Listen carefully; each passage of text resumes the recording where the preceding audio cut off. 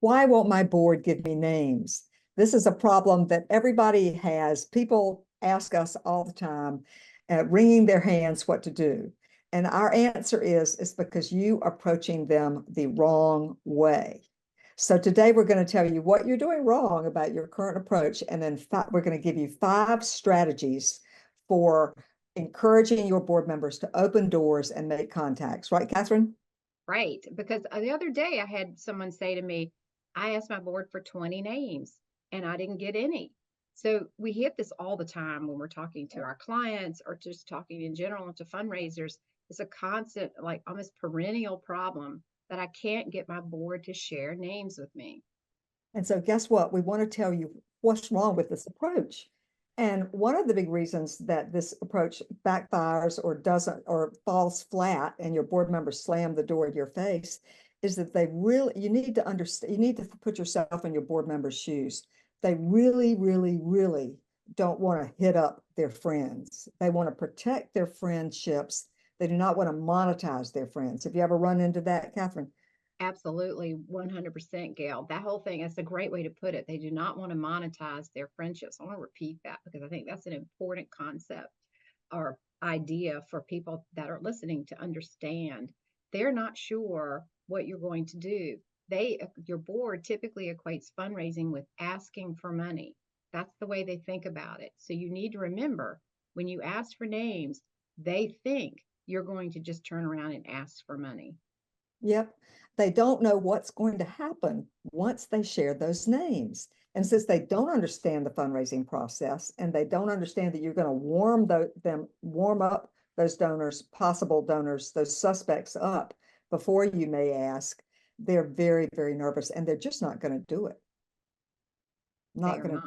not. So you've got a number of issues about this outright approach. And also, Catherine, often they approach their board members in public and ask Mm. everybody around the table to, all right, everybody, please share 5 or 10 names, because that's what board members are supposed to do. And again, that doesn't work either. Right. I usually tell people something I call the theory of boards, Mhm. and that is that in most everything a board does in its governing role, it acts as a body, one body, votes on budgets, votes on policies, etc., but not in the fundraising arena. Not in the fundraising arena. In the fundraising arena, they are individuals. They are not a collective body. So, which leads to our first strategy, Gail, which means And that your first strategy, in order to be able to effectively acquire names from your boards, is to board members, is to approach them individually, approach them privately, ask for a meeting, or sometimes we call it advice call. Tell them you have some advice you want to ask them for. and also sometimes I will say, I don't, we might talk about screening a list. Or you can ask the board member, can we have a meeting and will you go through these names with me? And sometimes that feels awkward too for a board member. So if you want to approach them privately, what you might say is, would you be willing to brainstorm with me about a few potential donors? Use the word brainstorm. I think that often works. So I have our 5 strategies to help encourage your board members to share their names of their contacts. The first strategy is approach them privately. And Catherine, you said a minute ago, we were talking, bring a curated list. What do you mean by that? So curated lists, one of the things that I think another mistake in this realm that about this that fits in with approaching board members privately is that you will hand out lists of hundreds of names at a board meeting. So a curated list is one that is small. We recommend no more than 10 names on a list. 5 is okay too. And based on what you know about your board member, you may try to select names. Maybe you know some of the people they know. You've seen them at events or something. Or maybe you know they work at a certain place or live in a certain area of town or belong to certain clubs or whatever. They have certain interests. And so you try to populate the list with people that you think might be in their sphere of influence. And what that does, so this is why Gail's saying ask them if they would brainstorm with you. They're not going to know everybody on the list you bring to them, but they will start asking about other people they know. Well, I That's don't right. really know that person, but I do know this person over here. I don't see them on the list. Have they ever given to our organization or been involved in some way? And so now you're having a back and forth conversation with your board member, and they're getting to know, something more about what you're planning to do, and how this works, which is a key part of strategy 2. And you're educating them while also brainstorming with them. I think it's a great word to use, Gail. Brainstorming with them about potential donors. And I think that's a lovely way to engage people, board members on a private basis in fundraising. So strategy number 1 is to approach them privately. Strategy number 2 is to help them understand how the fundraising process actually works. Because as Catherine said earlier, they think fundraising equals asking. And so they think you're going to rush right out there and ask your friend for some inappropriate amount of money when we don't even know if the friend is interested in giving. And so we recommend you've got to train your board. You've got to help them understand the fundraising process. And I would suggest bring us in to do a Fired Up Fundraising Board retreat. We've done this retreat all over the world. Board members love it. They practice their messaging, they practice the case for support, they're all engaged, and they're ready to storm out the doors to call their friends about the organization. And you would be surprised how effective board members can be if they're actually trained and understand your approach. And this is your approach.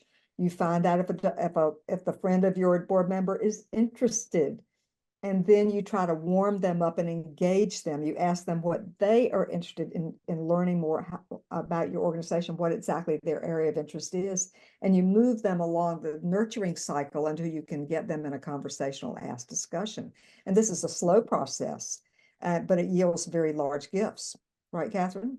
It does yield very large gifts. And the other thing, another outcome of the Fired Up Fundraising Board workshop is that board members begin to understand that they can take on a role that is comfortable for them to assume. And so this is really important. You meet your board members. Remember, we said it earlier, they are individuals, they act as individuals in this sphere. And some board members really like to be involved in introducing people and helping you cultivate and nurture relationships, and others like to be on the backside. They love to thank donors and do that type of thing. And we'll get into a few more strategies about events. But one of the strategy number 3, and this is really key because it builds from strategy 1 and strategy 2. So these strategies are in order for a reason. And that is you create your board champions. So your board champions are the people who embrace the strategies you're employing and things you want to do early. These are your early adopters, if you will. And then you use your champions to articulate their own success and their own enjoyment of being engaged in the fundraising process to the board members. Now, this can happen at the board meeting. So when you have a board member who's been really successful at, say, maybe they've made an introduction and it's led to some great outcome, you ask that board member to share their story at the board meeting.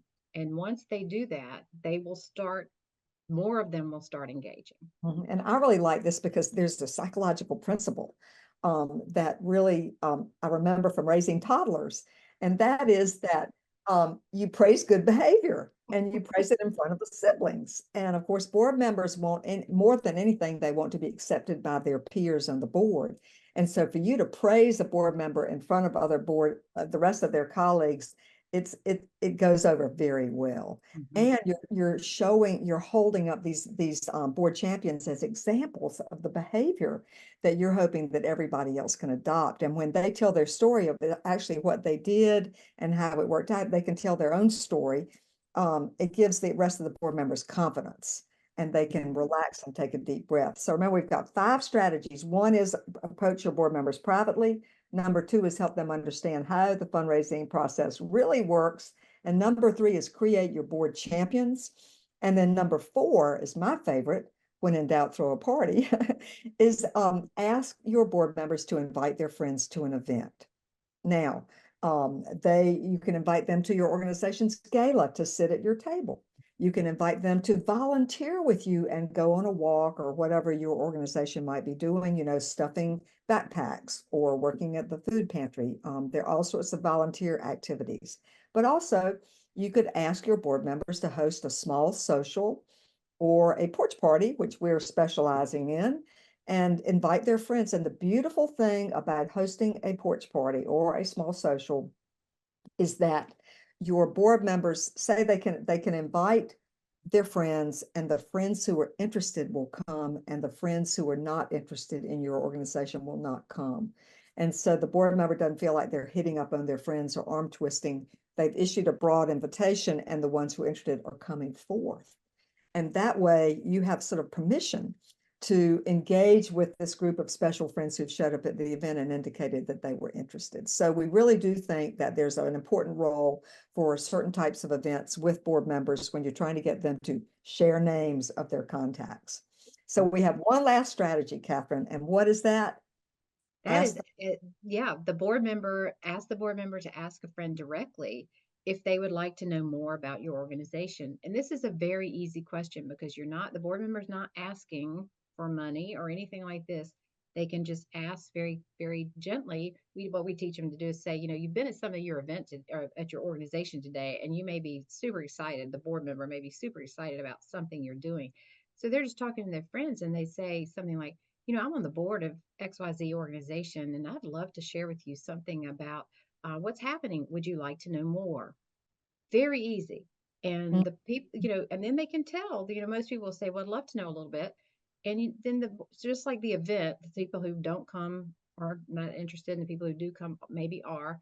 And same with the friends, you're just kind of shopping that around. The board member could be very easy conversation for board members to have. But keep in mind, you have to do it in this order that we've just suggested. So you start with number one by asking them privately. So while you're sitting there thinking, maybe how in the world do I see 20 people or 25 people in a week? Just pick a few board members at a time. Pick the people you think will become your champions, because that's strategy number three. So in the strategy number two, you're educating them about how the fundraising process works. Strategy number three, now you're building your champions. You get your champions to host something. They talk about how successful this with other board members. Now you can go back and get a few more board members, and you just keep rotating through those strategies. And by the end of the year, you will have your board engaged. Yep, and that's what we really want. We want you to activate your board, activate all their contacts, help them everyone become enthusiastic about engaging in fundraising and supporting your organization's mission, so we can all make the world a better place, and you can raise tons more money and help even more people in your organization's work. Thanks so much. Thank you.